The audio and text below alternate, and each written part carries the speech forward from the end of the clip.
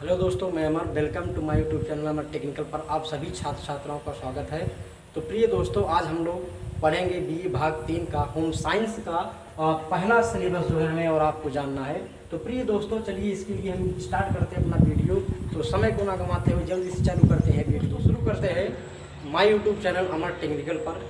आज आप सबको हम बताएंगे, जैसे कि मैंने पिछली वीडियो में आप सबको बता ही दिया था कि हमने आप पेपर 2 का जो पार्ट था हमने सिलेबस के माध्यम से लोड किया था। तो प्रिय दोस्तों, चलिए शुरू करते हैं टाइम को ज़्यादा ना लेते हुए।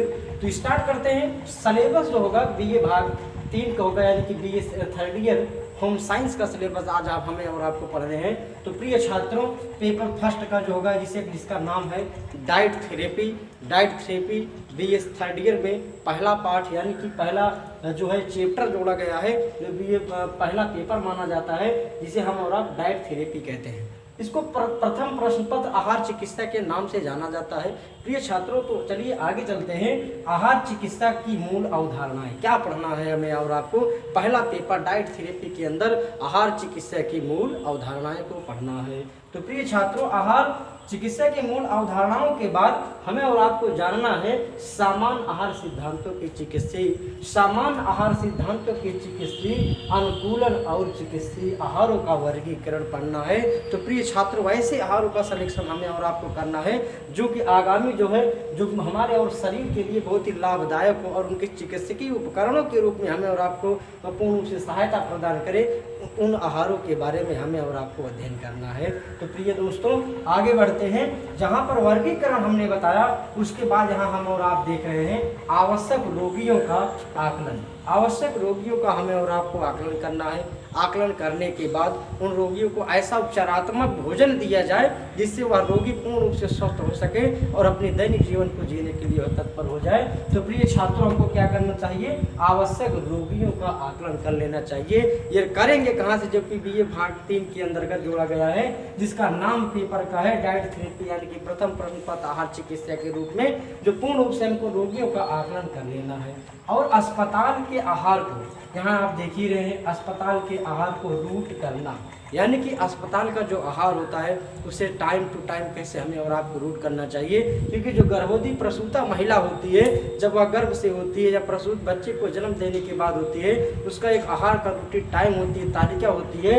या जिला अस्पताल के अंदर आप लोग जाएंगे तो वहाँ पर भी अगर कोई पेशेंट आप भर्ती करा रहेंगे, वहाँ पर भी आहार के रूट और आपके टाइम नियमावली के हिसाब से दिया जाता है, जो सरकारी क्रय से उसको निवेश कर लिया जाता है। तो प्रिय छात्रों, दिन के हिसाब से वहाँ भोजन का वितरण होता है। ऐसा क्यों होता है? क्योंकि उन भोजनों में पौष्टिक तत्वों की मात्रा जो भारी मात्रा में उपलब्ध रहे और प्रसूता महिला और गर्भवती महिला को पूर्ण रूप से उन्हें न्यूट्रिशन प्राप्त हो। इसलिए क्या करना चाहिए?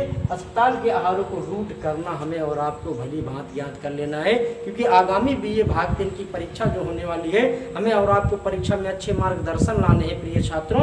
तो इन चीज़ों को हमें और आपको ध्यान पूर्वक सिलेबस को अपने जान लेना है और अच्छे ढंग से पढ़ाई करना, जिससे अच्छा और हमारा और आपका मार्गदर्शन, जिससे अच्छा नंबर हम और आप प्राप्त कर सकें।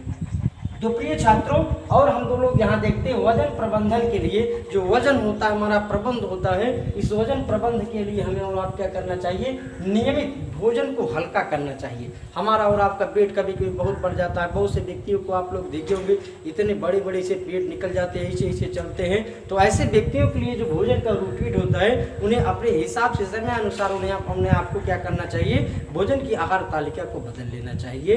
तो प्रिय छात्रों, हमें और आपको क्या जानना है? भोजन को अपने क्या करना है? रोटेट करना है, नियमित रूप से भोजन करना है। और ऐसे व्यक्ति को भोजन कैसे कराया जाता है? जैसे जो व्यक्ति मोटा दिखाई दे, तगड़ा दिखाई दे, या जो व्यक्ति एकदम पतला होता है, ऐसे व्यक्तियों के लिए भोजन कैसे शुरू कराया जाता है? तो ऐसे व्यक्तियों को हमें और आपके यहाँ देखने को मिला है, नियमित भोजन करना चाहिए और हल्का करना चाहिए। बहुत कम मात्रा में आप भोजन करें, जिससे आपका न्यूट्रिशन निपुण हो जाए और आप बीमार भी ना पड़े। और नरम भोजन लेना चाहिए, एकदम बहुत ज़्यादा हार्ड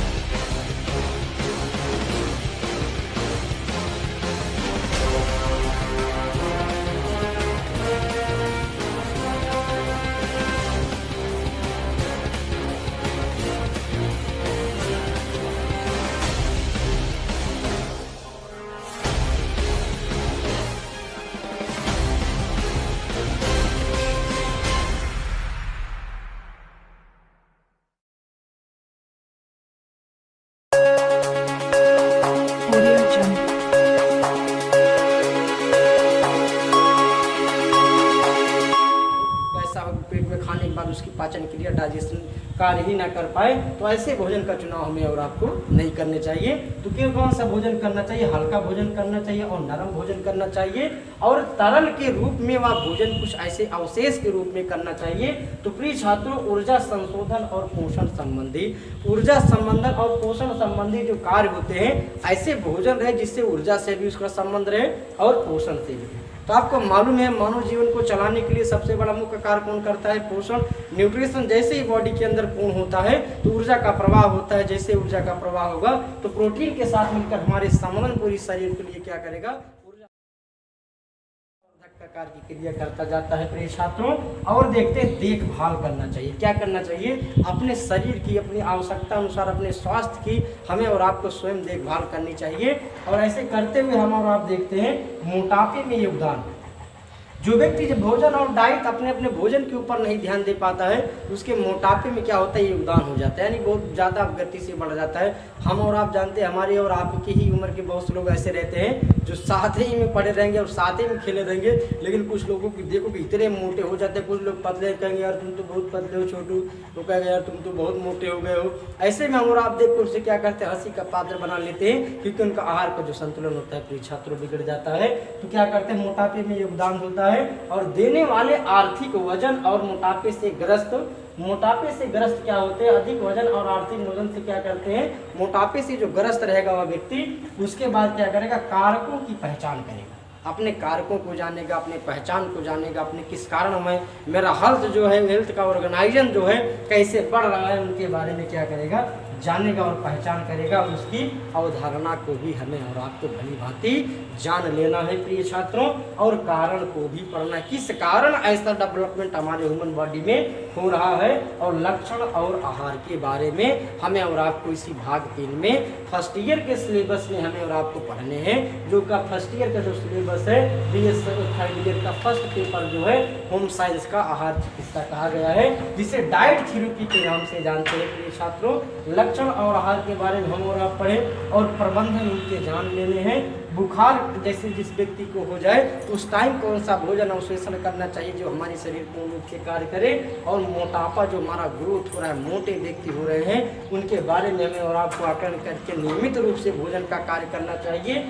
और मधुमेह तो आप जान ही रहे हैं, बहुत से व्यक्तियों को मधुमेह हो जाता है, शुगर की बीमारी हो जाती है, बहुत ज़्यादा मोटे हो जाते हैं, मीठा उन्हें एकदम ऐसे लगता है कि मना कर दिया गया है। ऐसी मात्रा में बेचारे जो मधुमेह रोगी हो जाते हैं, उन्हें हमें और आपको कैसा डाइट देना चाहिए, कैसे भोजन देना चाहिए, उनके बारे में आकलन कर लेना है प्रिय छात्रों। और जिगर की बीमारी, हृदय और जिगर की बीमारी जो होती है, कुछ लोग कहते हैं जिगर मेरे दौरा पड़ गया, मुझे जिगर आ गया, मुझे ये हो गया वो हो गया, तमाम प्रकार के जो बीमारियां फैलती है हमारे डाइट थेरेपी यानी भोजन के कारण ही फैलती हैं छात्रों। और आगे देखते हैं पीलिया तो आप जान ही रहे हैं। जब पीलिया हमारे और आपके बॉडी में हो जाएगा, जैसे पलक की पुतली उठाएगा कहेगा यार एकदम लाल पीले हो गए, नाखून दिखेगा कहेगा पीले हो गए, ये सभी लक्षण किसके होते हैं प्रिय छात्रों? पीलिया के होते हैं। हमारे बॉडी में जब पूर्ण रूप से न्यूट्रिशन की कमी होती है, पोषण की कमी होती है, तो पीलिया के लक्षण अपने आप ही स्पष्ट होने लगते हैं प्रिय विद्यार्थियों। और आगे बढ़ते हैं, हेपेटाइटिस पढ़ना है, ये रोग के बारे में आकलन करना है। और हृदय रोग,